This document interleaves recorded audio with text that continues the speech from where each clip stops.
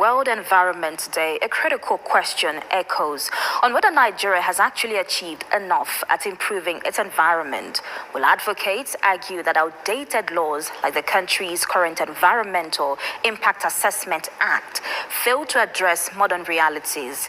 Our climate correspondent, Engr Simeon Odo, examines Nigeria's environmental journey, a story marked by minor step forward, overshadowed by massive unfinished business. Across Nigeria, the visible scars of climate change are rapidly widening. In the vulnerable coastal communities of Lagos, Bayelsa, Delta, and Cross River states, rising sea levels and relentless coastal erosion continue to swallow entire homes. Livelihoods are washed away, forcing thousands of families into permanent displacement. Inland farmers face an equally devastating threat. Decades of severe land degradation, soil erosion, and unchecked deforestation are stripping away nutrients from the soil. This shrinking pool of arable agricultural land is directly worsening the nation's food insecurity crisis. Policy experts note that the crisis is deeply aggravated by institutional gaps. Nigeria's primary environmental impact assessment law no longer reflects modern ecological realities. We're having poor enforcement, and then in most of our program, we've actually called on government agencies and parastatal to look at how we have a couple of policies that we've enacted, and then but we realize that enforcement is a major area. We also look at the area of continued oil pollution, particularly in the area of some part of Nigeria like Niger Delta. So that is also area we need to look at as a nation. There's also an illegal dumping of waste and inadequate recycling system, which is we're also conversing for infrastructure on the area of waste treatment. So we like it or not, until we ask our government to start taking the right decisions, to review the policies, especially the environmental impact assessment policy.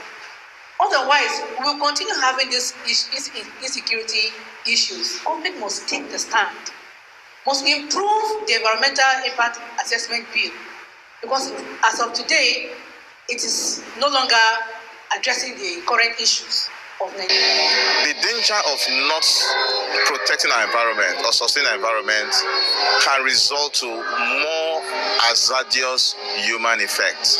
Not just only flood, not just only issues of rise in climate or temperature, but also issues that have to do with health. Compounding the issue is an over-reliance on imported chemical fertilizers and the systemic exclusion of women from core climate decision-making processes. It is not entirely a story of failure. Environmental advocates acknowledge notable milestones, including a spike in public ecological awareness, the establishment of newer regulatory bodies, and a surge in youth-led climate advocacy. Within this period of 5 decades, Nigeria as a nation have been able to achieve creation of NESRA, environmental agency, other environmental agencies, and then we also look at that we have also achieved adaptation of climate change and also environmental protection policies, which we've done very well. Not only that, we also look at the increased investments, particularly on the area of renewable energy, forestation, and ecosystem restoration projects. We've done a couple of them, and then we also look at a couple of creation of public awareness on climate change, waste management, and also on environmental sustainability. Yet, these advocates maintain that policy implementation has failed to match the blistering speed of environmental decay, leaving dangerous gaps that require immediate intervention. Appealing to the government that every person that will build, especially the developers, they should not cut down trees just because they want to build houses.